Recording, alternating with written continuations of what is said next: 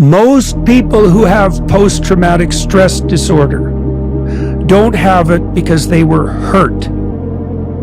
They have it because they encountered someone who wanted to hurt them. And so it was that glimpse of that malevolence that fractured them. People can go through all sorts of horrible things and not be traumatized. You know, a terrible illness, terrible pain, an accident. You wait till you tangle with someone who's malevolent. Boy, you will not be the same person afterward, assuming you manage to put yourself back together at all.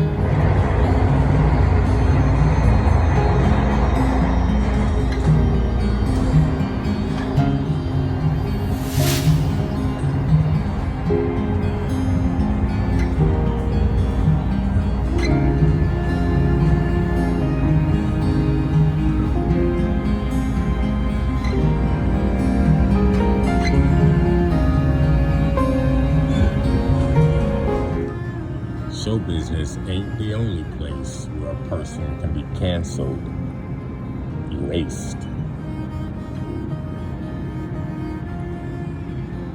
I knew the time was getting close for me to leave Atlanta. It had been nagging at me for about a year now. In January of 24, I asked my cousin Leo to purchase me a one-way ticket to Miami. For whatever the reason, I don't remember why, but he didn't come through.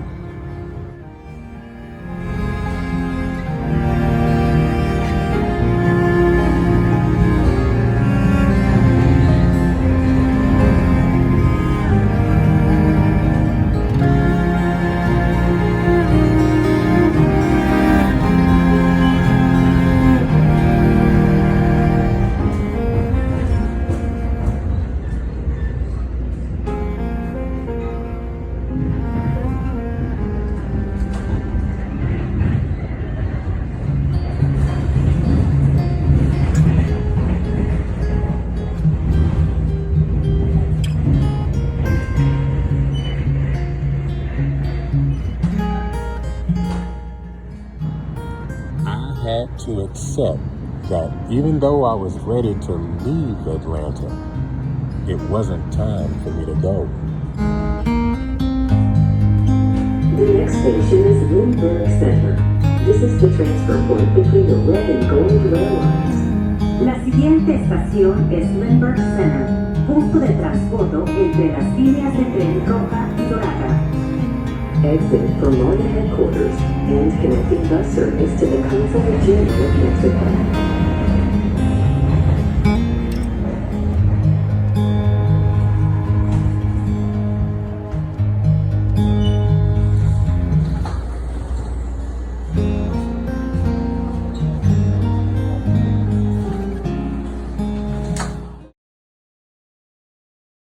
Is the real life of a homeless woman in Japan. She doesn't work during the day and wanders around. At night, she has to sleep in internet cafes. Do you know what her nightlife looks like? At 11:30 p.m., 24-year-old Nanako wraps up another day of roaming. Now, she's looking for a cheap place to spend the night, and the internet cafe becomes her final stop. It's not only affordable, but also relatively safe, making it ideal for women like her. Unlike the image most people have of internet cafes, Japanese net cafes often have private booths like this one. Though it's only a few square meters, it has everything she needs. After resting for a bit, Nanako heads out to find some food. The cafe's buffet is a solid option. As long as you've paid for a room, you can enjoy free food and drinks. Eat as much as you want, however you want. After eating her fill, Nanako heads back to her booth and changes clothes to take a shower. Most Japanese internet cafes have public baths with free towels, shampoo, and body wash. After her shower, she buys some instant noodles and beer to enjoy the night. Nanako decided not to work after graduating college. She chose to travel Japan alone. On the road, she edits videos and shares them on social media to earn money. This way, she lives the life she loves while making a decent income. As for her current lifestyle, Nanako says she feels relaxed and free. She believes that instead of worrying about the future, it's better to live life in the way that brings you joy. So, what do you think about this kind of life?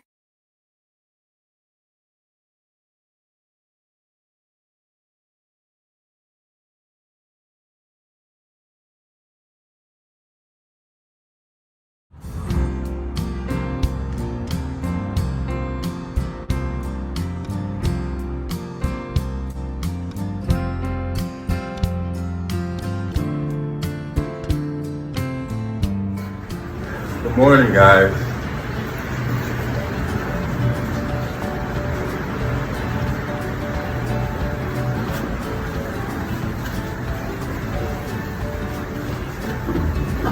This is where I sleep.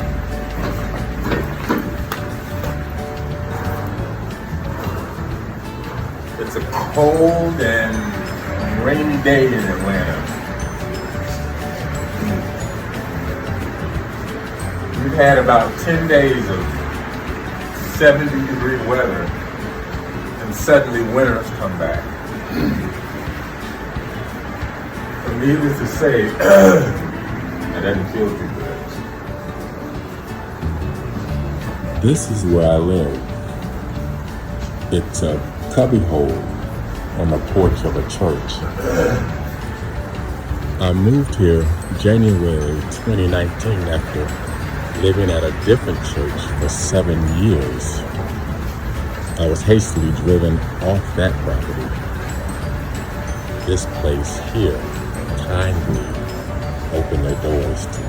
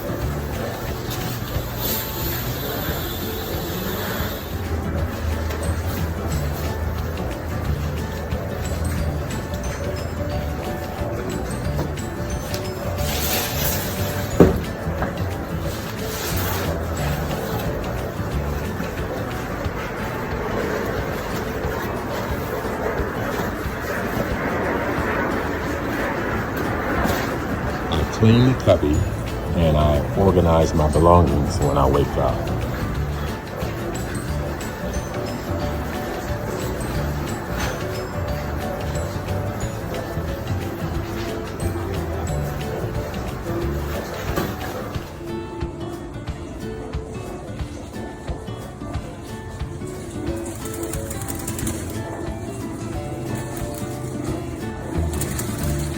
This umbrella is rusty and it sticks. I leave usually no later than 9:30 every morning. I don't return until nightfall.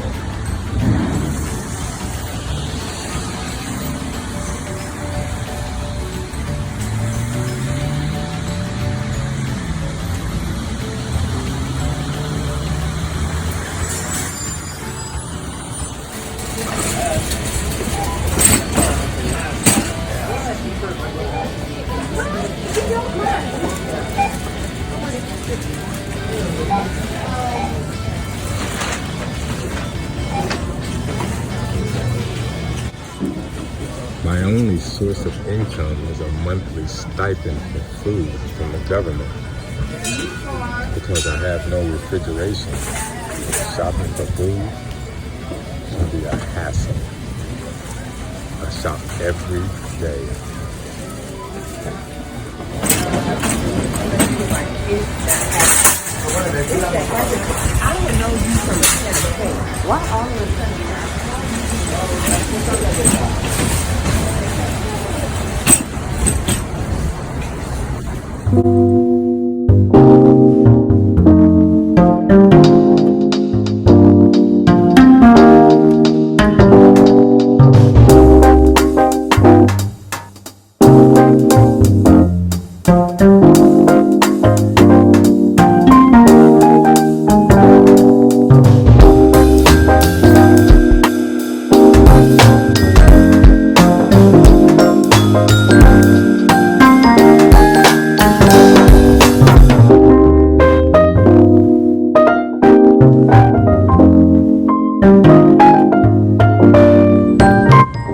Public outlets around town. I have an electric rice cooker that I use to cook small and sturdy meals.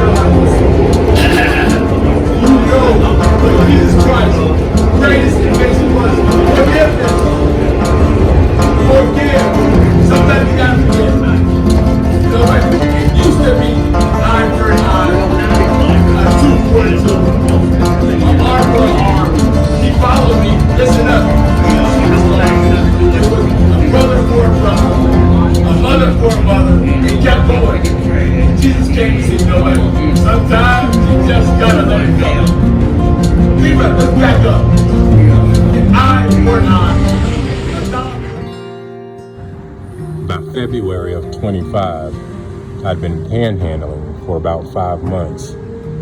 My only source of income had been stripped away from underneath my nose in August of 24. No warning, I had no means of buying food. The defects office gave me the runaround for 2 weeks before they flat out stopped giving me answers to my questions. When I'd ask to speak with a supervisor, each time they'd say there was none available. I realized panhandling was my only option.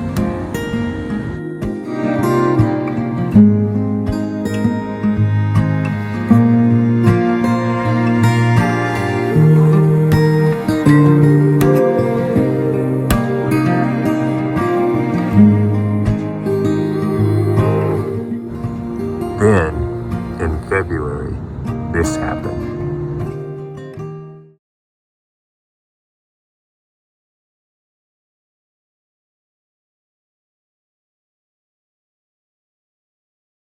After I finished working today, I got a ticket for panhandling, and told me I'm not allowed to be out here panhandling. And I can tell I was singled out because right across the street at the other off-ramp, there's another guy over there panhandling, because the whole area has a lot of guys out there panhandling. So anyway, nonetheless, when the law gets involved, that's a different story. People and situations that are obstacles, I can turn a blind eye to. But when it's the law, what can you do? So I got to go to the court in about a month, and then I got to pay whatever that fine will be. And I can't keep getting these tickets. I don't have an income, so I can't keep getting tickets. So we'll see. Another obstacle, but hey, let's see how I get over that one.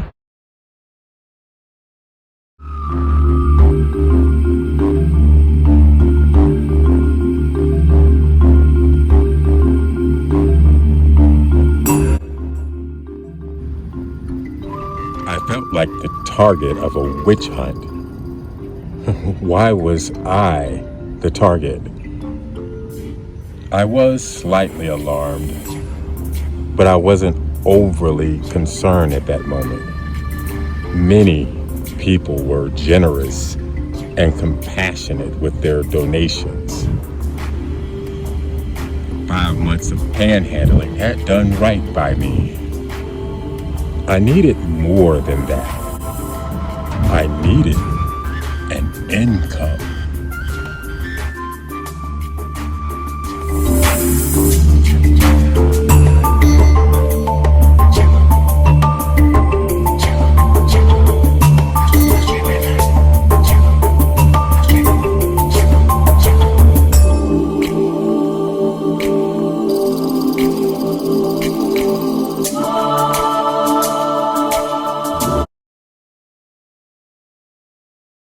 My name is Kylo Mims. I am 59 years old and I live in Atlanta, Georgia. I live on the streets of Atlanta, Georgia, and I'm going to bring to you my day in and day out life here on the streets of Atlanta as a man who's homeless and not drug or alcohol addicted or mentally ill. But I'm on a spiritual journey, and I've been on this journey for the past 13 years. And since 2025, actually at the end of 2024, I started noticing a change within myself. I noticed a change in humanity and in myself. I started feeling like it was time for me to be uplifted. I started feeling like I need to be moved up out of this space of homelessness. I didn't know what to do. I didn't know how to do it. I've written books, but they've gone nowhere because I don't have an audience to get to the books. So I really didn't know what to do. So the books were the only thing that I had that I thought that could actually pull me up out of this. So I got the idea of YouTube and a YouTube channel.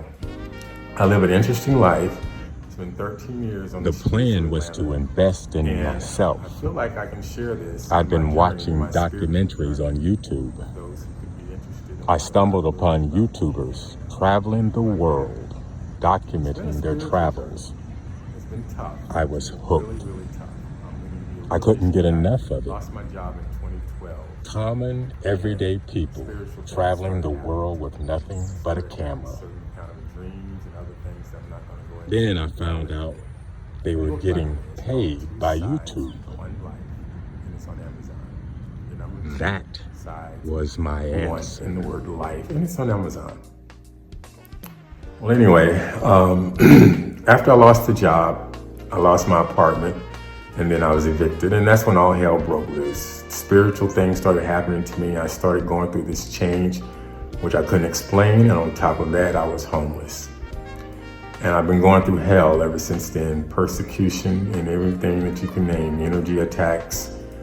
Never really understanding why, but I knew within myself that this is my calling. This was a spiritual journey, not some punishment from God, and not some, I don't know, whatever you can think of that I've been hearing from people. Well, I don't hear as much now, but in the beginning, I used to hear these things. No, it's my path, and I've always known it ever since it happened without really understanding that I was led to do this. And it's an energy exchange between me and the masses, and it's constant, 24 hours a day for the past 13 years, and it's brutal. But the book has more about that. I'm not going to go into that on this video right now. I'm just going to try to introduce you to me, Kylo Mims, and ask you to join me in my day in and day out travels as I try to start a new beginning in life. I want to leave the homeless behind, and I want to start new.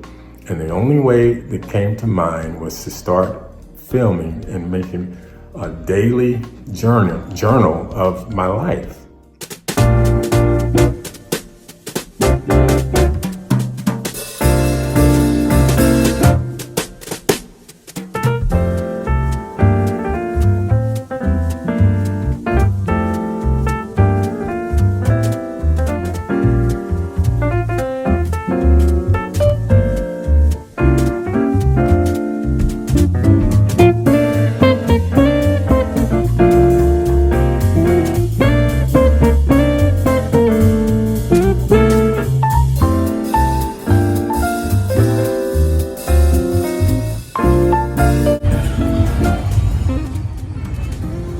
I began recording my daily activities and started my YouTube channel.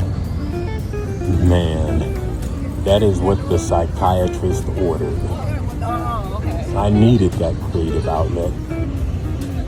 Nothing else in my life had changed, but now I was using my mind to connect with something greater than myself and my tribulations. Making videos brought a layer of clarity and some level of renewed hope in my life.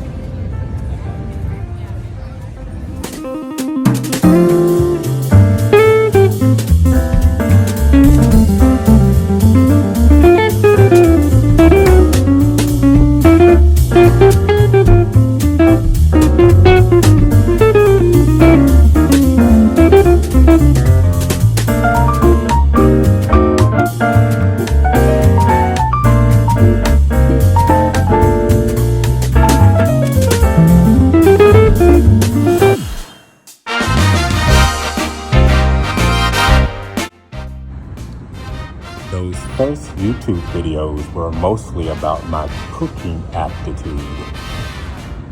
I had accumulated many recipes over time, and I enjoyed eating.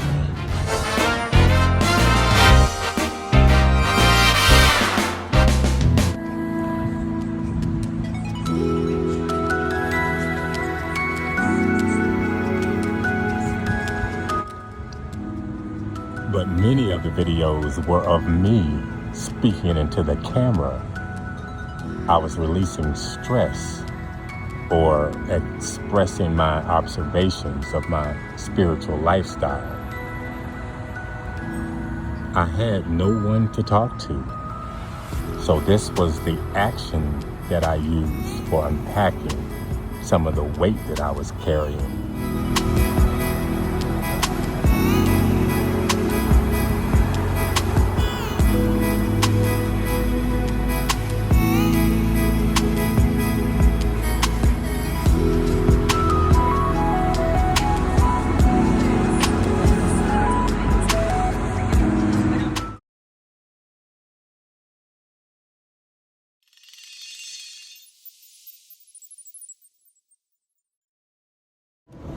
Have you ever heard of being invisible to yourself? Well, that's what I want to discuss for a little while. For the first half of my life, I was invisible to my own self. I get inspiration from hearing stories about people taking inventory of their lives. In this video, I'm speaking from behind the camera. I'm making an honest observation of the person that I once was when I was invisible to myself. I was trying to figure out, where am I going with this? And then I had to think, and then I remembered that the first half of my life, I was invisible to myself. And where am I going with it? I'm probably going to try to explain to people who are watching and to myself how that looks. Because I know now that before anybody can move forward in their life, you got to know who you are. You got to have a concept of yourself. You got to have a sense of self in some way. You got to know your shadows, which is the part of you that needs improvement. And you got to know your strengths and the part of you that's strong and the part of you that's very human. These things that when you're invisible, you don't see one way or the other. And you cannot move forward if you can't see yourself. I'd like to add that I'm no specialist or claim to be an expert on any of this. I'm only sharing, that's all. Somebody just may need to hear this.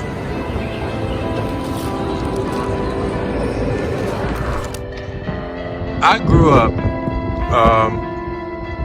with fond memories of my family.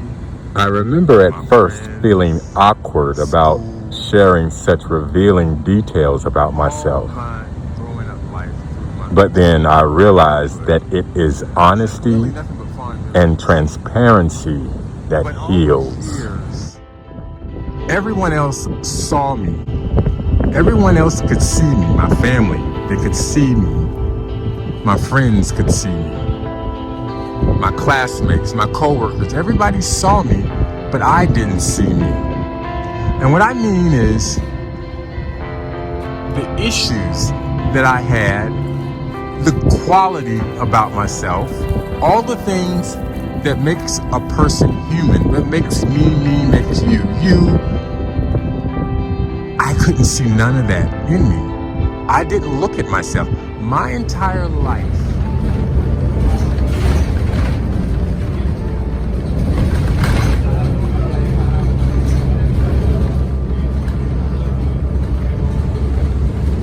something had begun to stir in me.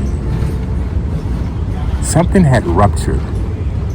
When I started making videos, I felt like I had been replanted in new soil. The miracle of creativity and how it dances with the soul ignited a spark in me. And I knew that it was only the beginning.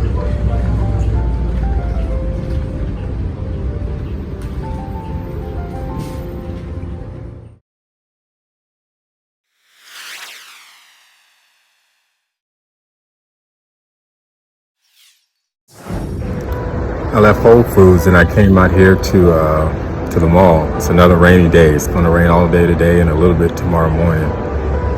And so I'm out here at the mall, chilling out, editing videos and reflecting. It's a time of reflection. That's what I'm calling this, a time of reflection. I'm sitting up here thinking about how impatient I'm becoming, but at the same time, I have to stay focused and I have to stay patient. And patience is the only thing that I have in my control is patience. So I got to maintain it. The impatience is coming from, I have so much I want to do in life. I do feel like this is my second leg in life. I feel like I'm being given a second opportunity to start again. And there's so much. I have so many ideas. I've written a paper called The Paper, and it talks about my vision, and I call it Envision Kylo. And it's basically of a vision that came to me of what I'm going to do with the rest of my life. And it didn't come from my conscious mind, okay? This came from a higher place. And so anyway, my version and vision I've always had of myself is that maybe I can become a ghostwriter, okay? I write. I even had a little education in college of writing. So I got a little, I know how to write. I'm a good writer and my books prove it. So I said, well, when things start to roll again and I get back going in life, I want to be a writer, and I'm going to start out with being a ghostwriter or writing papers. So I went and tried to find some editing jobs, and I ran into this editor who was kind enough to give me an assignment. Okay, I did the assignment, and the paper he gave me, the assignment he gave me didn't get published in his paper, but it did give me a taste of what it's like to work as an editor and to actually write an article, interview a person, and to get it all together. Okay, he gave me that opportunity, and that set the tone right there. That's what I wanted to do. So the broadest scope that I had of myself when I get back on my feet was to be an editor or a writer, and I said I could start out as a ghostwriter, meaning writing other people's stories. I enjoy listening to other people's stories, and after writing my own book about my own life, I realized how compelled and how organized and how zoned in I can be when I'm writing a story, true stories about life. So I wanted to go to places and find people who wanted a book, wanted to share their story, but didn't have the ability to write, or just didn't want to put the effort into writing it themselves, and I would write it. That's what a ghostwriter does. So that's what I wanted to do. But this vision came, and I use the word vision. That's a light word to use. It's beyond vision. It's something very spiritual and very deep and profound. But it came, and I called it Envision Kylo. It's my vision of what I will do with my life as I continue on. And it's really deep. It's really heavy. It's basically helping the world, okay? Using the gifts and the scars and the bruises of life over these past 13 years and what I've learned, and taking all of that, wrapping it together and leading a life where my higher self is actually guiding me. And Envision Kylo is something that I can't do on my own. My mind wanted to be a ghostwriter. That's as far as my mind could see. This vision came from a place much greater than me. And so it's going to have to show me how to achieve what it wants me to achieve. And then I get impatient because I want to start. I want to start now. I wanted to start yesterday. I see change. Change is happening. And I can see and feel guidance in the direction of Envision Kylo. It's just going to take time. So I'm using this time to reflect. And I just wanted to give you a little insight about some of the things that I'm passionate about. Maybe I'll start doing this more, and we'll see. But yeah, that's a little bit of me, and I'm hoping to expand on it at some point.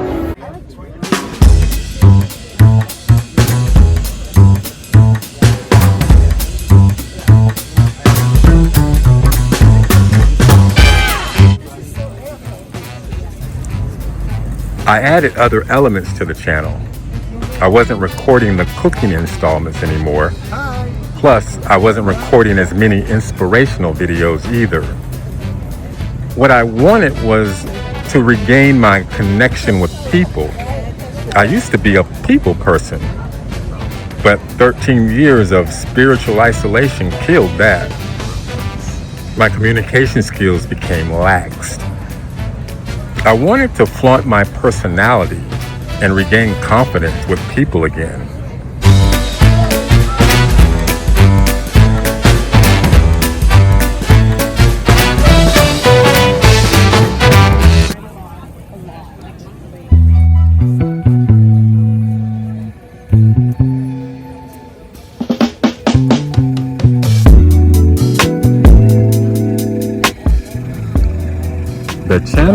started to grow. I added 4 new segments. Then I took my channel on the road. I cruised the city searching for places where Atlanteans congregated to socialize. I wanted to probe the minds of the population. My goal was to find the pulse of the people today by asking questions about spirituality and world dynamics. I started a segment called Q&A, question and answer.